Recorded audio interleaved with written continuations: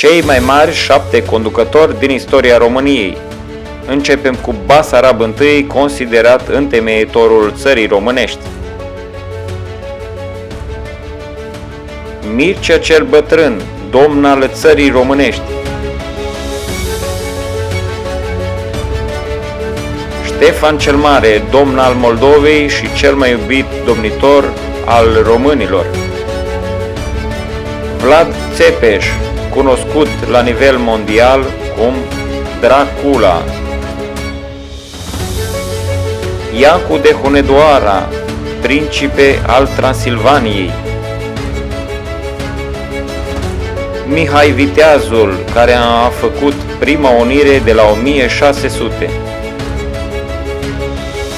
Și Alexandru Ioan Cuza, care a făcut mica unire dintre Moldova și țara românească.